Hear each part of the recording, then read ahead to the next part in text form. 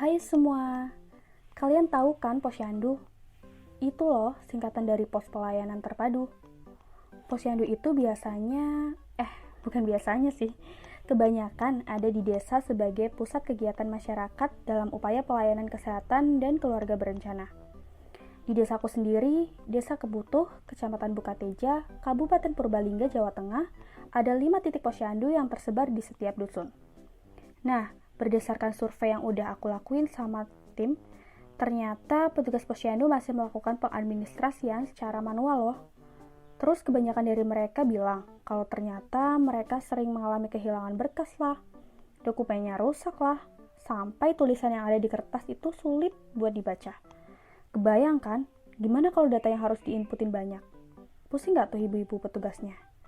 Ya maklum lah, namanya juga ibu-ibu nulis manual. Apalagi kalau di posyandu kan harus buru-buru nulisnya, karena antri dan banyak yang harus dikerjain. Oh iya, tau gak sih teman-teman, hal yang bikin aku sama tim kaget pada saat survei. Ternyata di tengah pandemi ini, kurang lebih sekitar udah 2 bulanan lah, para ibu dan bayi tidak dilakukan pemeriksaan seperti biasanya. Alasannya ya karena pandemi ini. Padahal kita sama-sama tahu, kalau peran pemeriksaan kesehatan itu sangat penting di masa pandemi ini. Setuju kan? Hal ini tentu nggak bisa dibiarin. Gimana nasib para ibu dan bayi ini? Terus aku dan tim memikirkan solusi buat permasalahan ini. Dan setelah kami pikirkan dengan matang, akhirnya kami memilih untuk membantu posyandu di desaku menjadi posyandu siaga. Siaga dalam berbagai kondisi. Solusi yang terpikirkan yang pertama adalah membuat Siandu. Siandu ini nama aplikasi ya, platform yang berguna untuk membantu para petugas posyandu dalam pengadministrasian seperti kedatangan ibu dan bayi di posyandu, serta sebagai tempat perekapan data kesehatan ibu dan bayi.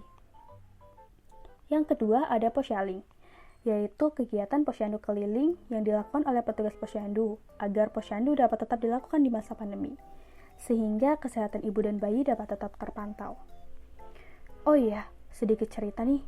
Waktu sebelum adanya pandemi, kegiatan posyandu itu diawali dengan kedatangan ibu dan bayi sesuai dengan jadwal yang udah diumumin. Petugas kemudian menulis daftar hadir yang dilanjutkan dengan pengecekan kondisi kesehatan. Selanjutnya, petugas pengecekan menuliskan hasil pemeriksaannya ke kertas untuk disalin ke buku kesehatan ibu dan anak, atau buku KIA. Setelah semua kegiatan selesai, ibu dan anak baru diperbolehkan untuk meninggalkan posyandu.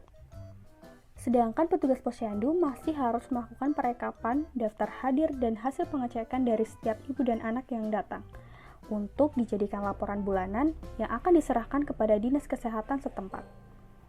Nah, nanti setelah adanya aplikasi dan dilakukan program posyandu keliling, petugas akan datang ke setiap rumah untuk melakukan pengecekan kesehatan ibu dan anak. Hasil pemeriksaan langsung diinputkan oleh petugas posyandu ke dalam aplikasi. Kalau petugas udah selesai berkeliling, petugas posyandu bisa langsung melihat dan mencetak laporan perekapan hasil pemeriksaan pada saat itu juga. Lebih efektif kan kalau kayak gitu?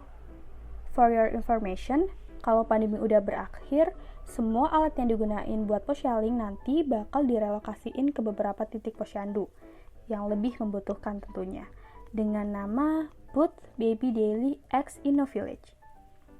Siandu dan posyaling ada untuk ibu dan bayi agar tetap sehat dan bahagia.